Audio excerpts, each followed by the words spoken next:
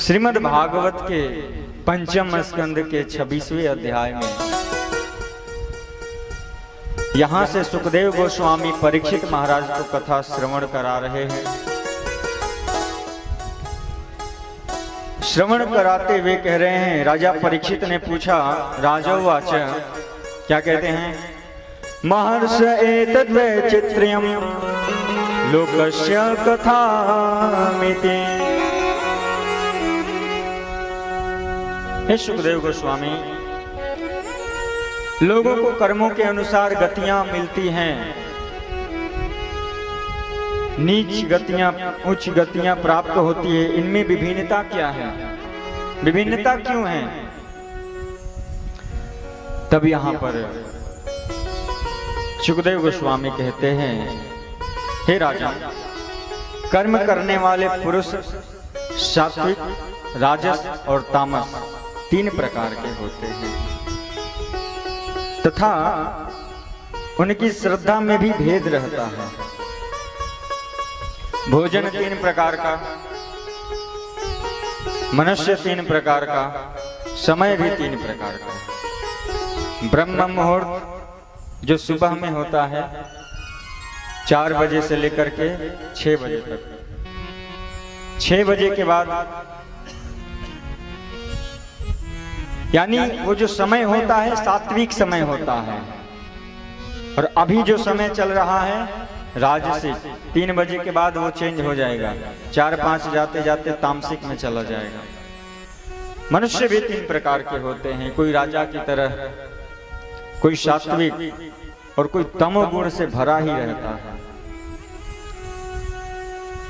ये त्रिगुणमय संसार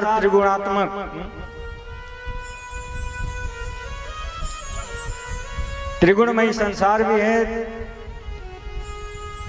और त्रिगुणात्मक भरा हुआ गुण भी है। गुण सत्व गुण, रजोगुण, तमोगुण। तमोगुण में हम चाहें कि भगवान का ध्यान करें, जप करें, संभव नहीं है।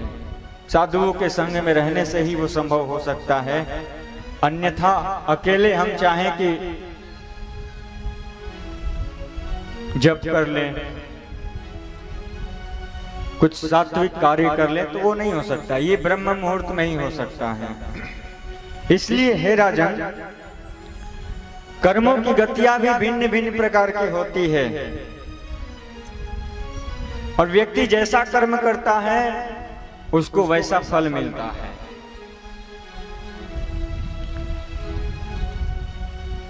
यहां पर सुखदेव गोस्वामी परीक्षित महाराज को नरकों की विभिन्न गतियों का वर्णन बताए हैं। कितने प्रकार के नरक होते हैं,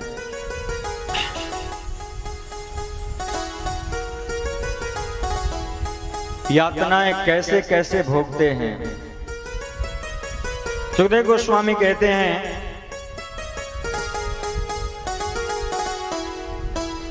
28 प्रकार का नरक का वर्णन किए हैं। कितने प्रकार के? और ये है कहां? 99,000 योजन नीचे यमराज की संयमनी पुरी है। कितना? 99,000 योजन। और कुल 28 प्रकार का डिपार्टमेंट बनाया गया है कि कहां पर किसको कैसा दंड देना है। लोक का वर्णन करते हुए सुखदेव गोस्वामी कहते हैं कि अतल, वितल, सुतल, तलातल, महातल, रसातल और पताल आदि 7 लोक पृथ्वी से नीचे है। कहाँ है? पृथ्वी से नीचे।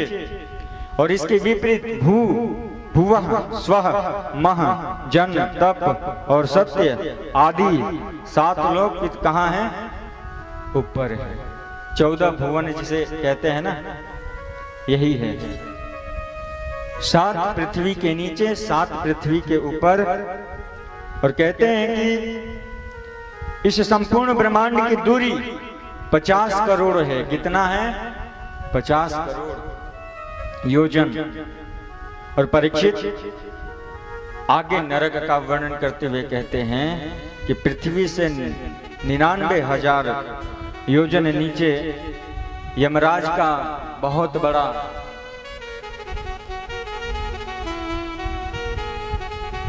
संयमनीपुरी,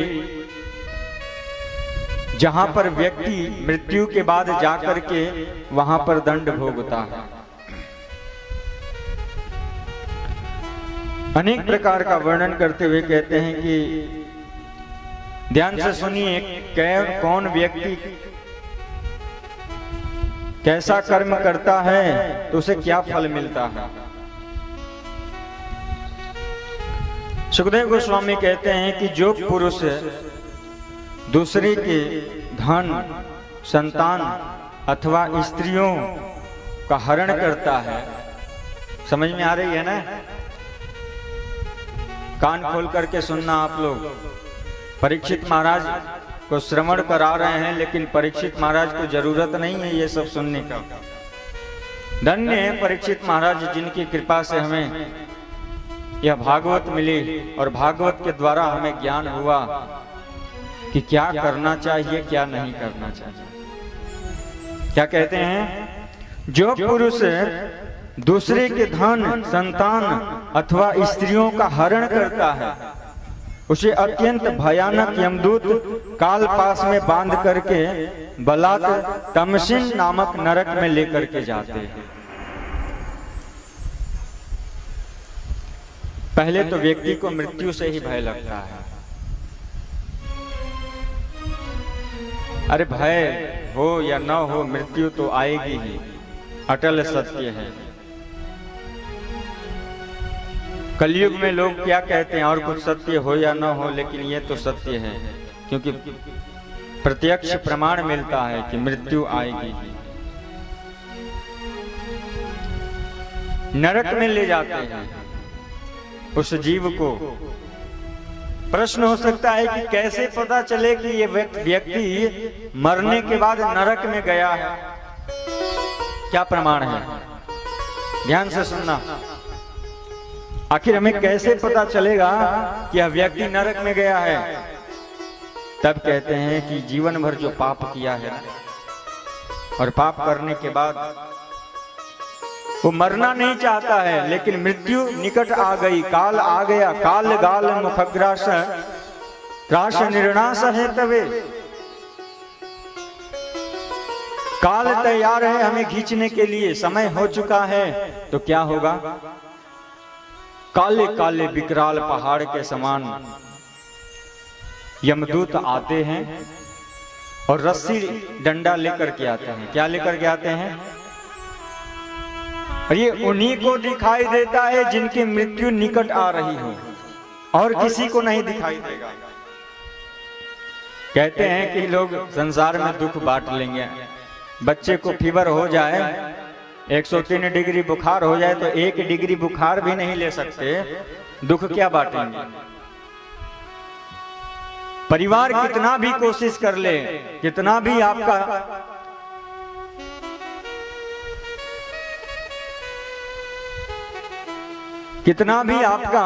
समीप क्यों ना हो, कितना भी कोशिश क्यों ना करे, लेकिन जब मृत्यु आती है तो कोई नहीं बचा पाता। यहाँ पर कहते हैं कि जब किसी व्यक्ति की मृत्यु आती है ना, तो काल उसी को दिखाई देता है और विकराल रूप हाथ में डंडा और रस्सी लेकर के आते हैं। क्या करते हैं? उसके शरीर से आत्मा को जब निकालते हैं तो बड़ा पीड़ा होता है,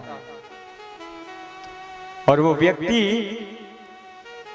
जब यमराज को देखते हैं ना, भयानक यमराज, काले काले बड़े बड़े विकराल, तो देख करके भयभीत होकर के मल त्याग कर देते हैं।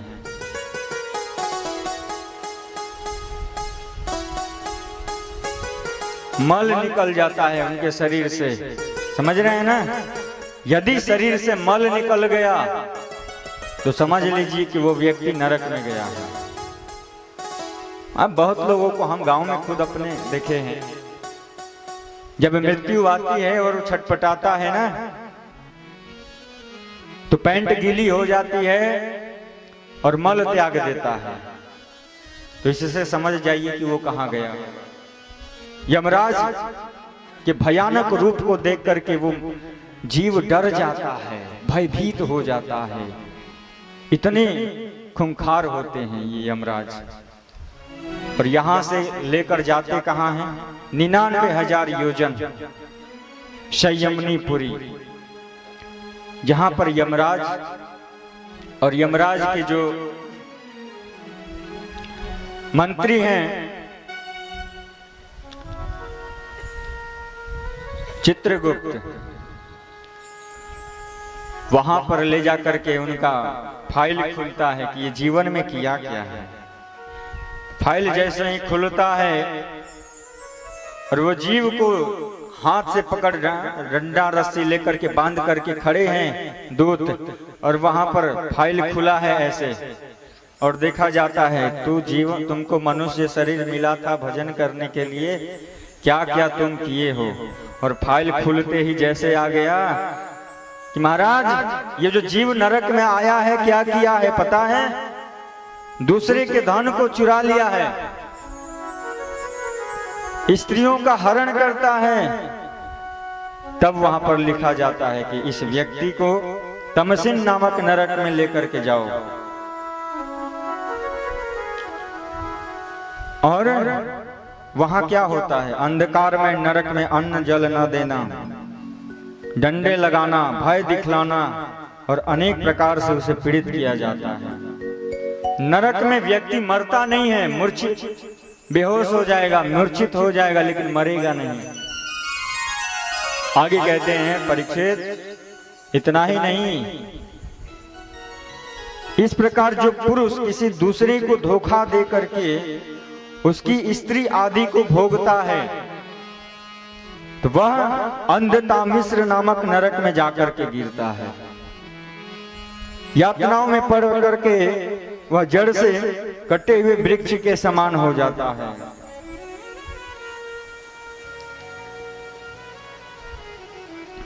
अंधता मिश्र नामक नरक में वो व्यक्ति जाता है। और जो पुरुष इस लोक में यह मानता है कि ये शरीर मेरा है और स्त्री धन आदि मेरे हैं, ऐसी बुद्धि दूसरे प्राणियों द्रोह करके निरंतर अपने कुटुंबी के पालन करने में ही लगा रहता है, ऐसे व्यक्ति को रौरव नामक नरक में लेकर के जाया जाता है। 28 प्रकार का कुल नरक बताया गया है, जिसमें सबका अलग अलग विभाग है, कहां पर किसको कैसा दंड देना है। इस लोक में उस जीव को कैसे कष्ट दिया जाता है?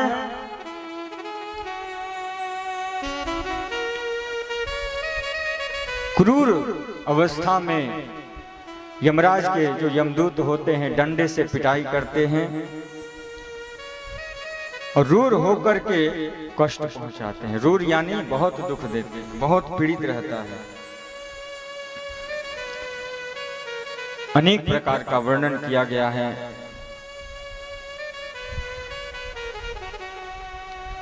आगे क्या कहते हैं?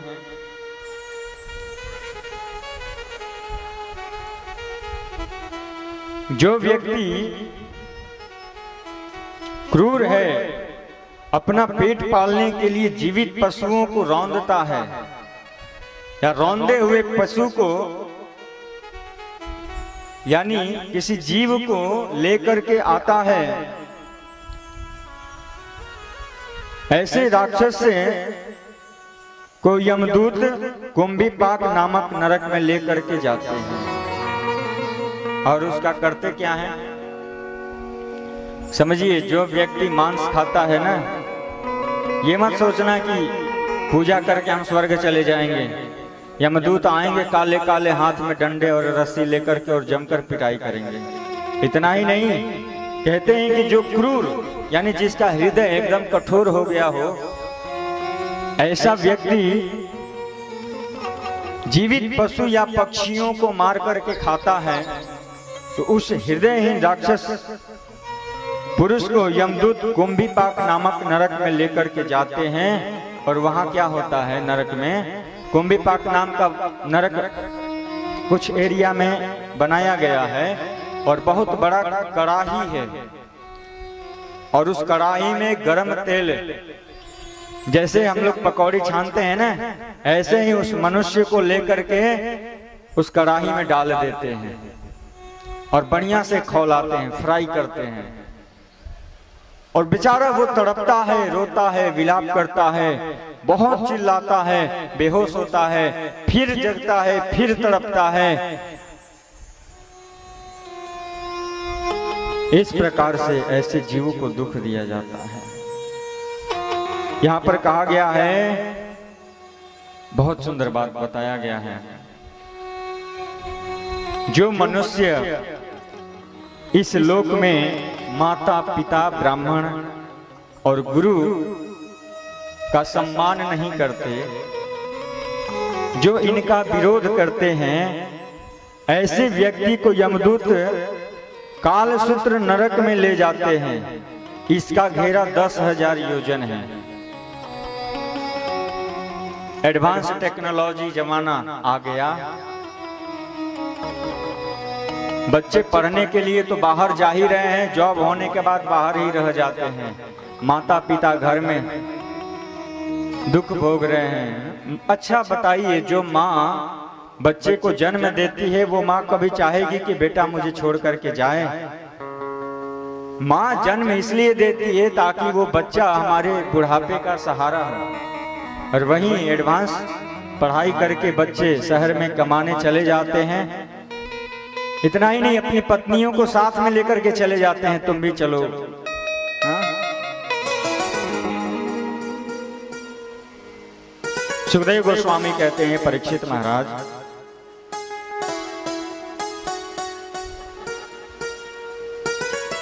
जो व्यक्ति माता पिता ब्राह्मण और गुरु को सम्मान करना नहीं जानता, जो इनका अनादर करते हैं, ऐसे पापी व्यक्ति को यमदूत कुंभीपाक नामक नरक में ले जाते हैं। कालसूत्र नामक नरक में लेकर के जाते हैं। और वो 10,000 योजन में फैला हुआ स्थान है। वहां होता क्या है? नीचे आग का अंगार, ऊपर बालू और ऊपर से सूर्य का प्रकाश। और ऐसे स्थान पर उसको छोड़ दिया जाता है, न जहां छाव है, न जल है, न कहीं आश्रय है। नीचे से भी जल रहा है, ऊपर से भी जल रहा है, तड़प रहा है। यानी भागवत हमें बहुत बड़ी शिक्षा दे रही है। हम जीवन में कुछ बने या ना बने, लेकिन माता पिता के लाडले बन करके रहें और माता पिता की सेवा करें। ये भागवत शिक्षा देती है। मॉडर्न युग आ गया है। यदि कोई बहू अपनी सास और ससुर की सेवा नहीं करती है तो वो भी यही जाती है। ऐसा नहीं कि सिर्फ मनुष्यों के लिए, सभी जीव उसमें आ गए, मनुष्य। इसलिए माता पिता गुरु और ब्राह्मण, इन चारों की सेवा जबरदस्त करनी चाहिए। जीवन में कुछ करे या ना करे, लेकिन इनकी सेवा अवश्य करनी चाहिए। नरक का वर्णन सुनाते हुए कहते हैं कि जो पुरुष किसी प्रकार की आपत्ति न आने पर भी अपने वैदिक मार्ग को छोड़ करके अन्य पाखंडपूर्ण धर्म का आश्रय लेता है, ऐसे जीव को यमदूत 80 पत्रवन नामक नरक में ले जाकर के कोड़े से पीटते हैं। कोड़े यानी आप देखे होंगे, गधे की पिटाई जमकर के की जाती है। एक तो उस पर ईंट लाद देंगे और जहां थोड़ा धीरे चला, जबरदस्त कुटाई चालू हो जाती है। उस गधे की तरह मारते हुए। उस नरक में एक ही खासियत है कि वो उसकी मृत्यु नहीं हो सकती। तड़पेगा, बेचैन होगा, परेशान होगा, बेहोश हो जाएगा, लेकिन वो मरेगा नहीं। कोशिश तो करेगा भगवान ले जाए, लेकिन वो ऐसा स्थान बनाया गया है जहां पर उसको मृत्यु नहीं मिलेगी। वो है नरक। तड़पाया जाता है, कैसे? जैसे संसार में लोग मछली और मुर्गे को तड़पा करके मार देते हैं। मूड़ी पकड़ लेने के बाद वो क्या करता है? तड़पता ही है ना। और मछली को पकड़ लीजिए तो वो भी तड़पती है। ऐसे ही वहां पर तड़पा करके मारा जाता है, जबरदस्त कुटाई होती है, मार दिया जाता है। इसलिए सावधान नया सुनो, सावधान होकर के सुनो। अब जो हुआ सो हुआ, लेकिन आज के बाद ये सब नहीं करेंगे, किसी जीव की हत्या नहीं करेंगे। हरे कृष्णा कृष्णा कृष्णा हरे हरे, हरे राम राम राम हरे हरे। किसी जीव की हत्या नहीं करनी है, माता पिता को अपमान नहीं करना है, सास ससुर को सम्मान करना है, सेवा करना है, और ब्राह्मणों को, गुरु को सम्मान देना है। आजकल के समय में क्या हो गया है, इतना स्वार्थ हो गया है ना कि जिस गुरु से हम ज्ञान लेते हैं उस गुरु को ही भूल जाते हैं। अरे ज्ञान मिला ना, अब क्या जरूरी है। गुरु आजकल तो इतने स्वार्थी हो गए हैं कि गुरु से संबंध तभी तक जोड़ते हैं जब तक उन्हें ज्ञान न प्राप्त हो जाए।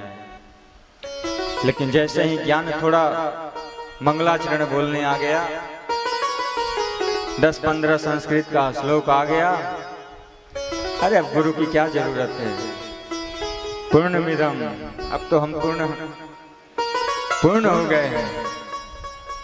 अरे गुरु तो तब तक चाहिए जब तक आपके का श्वास चल रहा हो, क्योंकि गुरु कृपा से ही संत मिलते हैं, और संत मिलते हैं तो भगवान मिलते हैं। गुरु की कृपा ही हमें अच्छे वैष्णव और साधुओं से मिलाता है, और वही वैष्णव साधु हमें हाथ पकड़ करके कृष्ण के पास लेकर के जाते हैं। इसलिए गुरु का हमेशा सम्मान करना चाहिए। भागवत में आया ना, मुच्यता में सा। जब अर्जुन अश्वत्थामा को लेकर के समक्ष आए तो क्या हुआ, भावना चेंज हो गई, और द्रौपदी कहने लगी, अर्जुन हे पति देव, आप इसे छोड़ दीजिए। ब्राह्मण, ये तो एक ब्राह्मण है, ऊपर से गुरु का पुत्र है। सोचिए कितना सम्मान। गुरु नहीं है, गुरु पुत्र है, फिर भी उनको इतना सम्मान दिया जा रहा है। और आजकल क्या है, गुरु को ही लोग सम्मान नहीं देते हैं तो गुरु पुत्र को क्यों देंगे। इतना ही नहीं, उनको ये लगता है कि अरे गुरु में ही सब कुछ है और किसी को क्या सम्मान देना है। लेकिन धन्य है द्रौपदी, जो गुरु न रहने पर भी गुरु पुत्र को इतना सम्मान दिया जाता है। यानी ब्राह्मण को तो सम्मान देना ही चाहिए, लेकिन ब्राह्मण के साथ साथ यदि वो गुरु है तो उतना ही पूजनीय है, सम्मान देना चाहिए। दुष्ट है, अश्वत्थामा क्या था, दुष्ट ही था ना। छोड़ देने के बाद फिर ब्रह्मास्त्र छोड़ दिया उत्तरा के गर्भ को विच्छेद करने के लिए। अब उसे क्या कहेंगे। भक्तों, गुरु का शरण ग्रहण करना चाहिए। आगे कहते हैं, हे परीक्षित, इस लोक में जो पुरुष राजा या राज कर्मचारी के पद पर बैठे हैं,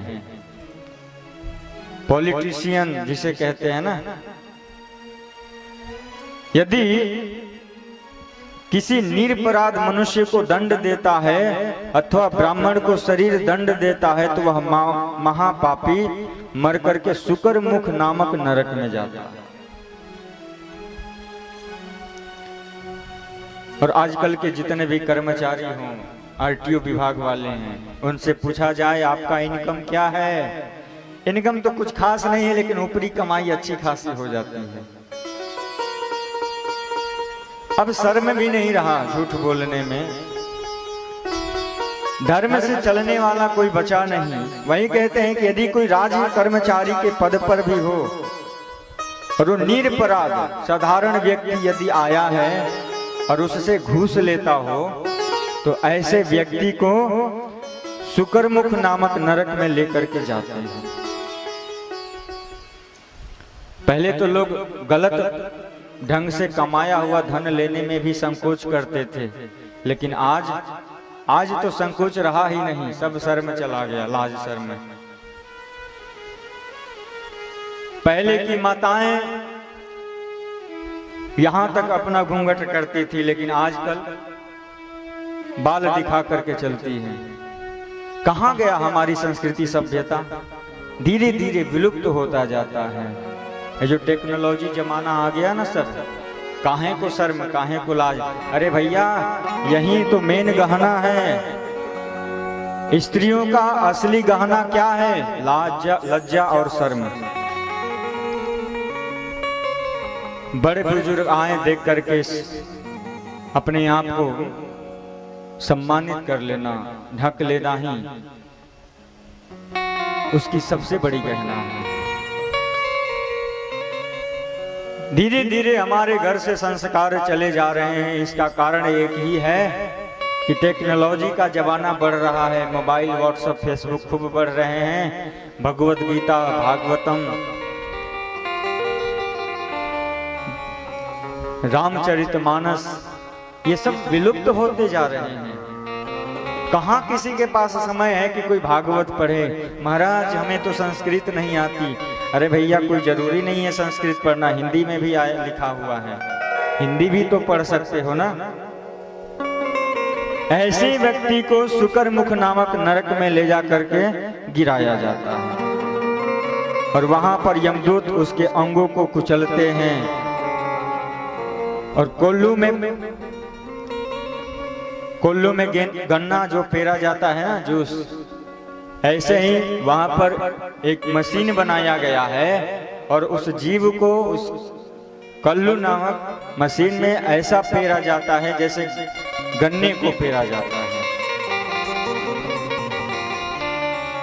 चिल्लाता है, रोता है और मूर्छित हो जाता है, पुनः उठता है, फिर चिल्लाता है। नरक का वर्णन करते हुए कहते हैं कि जो पुरुष इस लोक में खटमल आदि जीवों की हिंसा करता है या उनसे द्रोह करता है,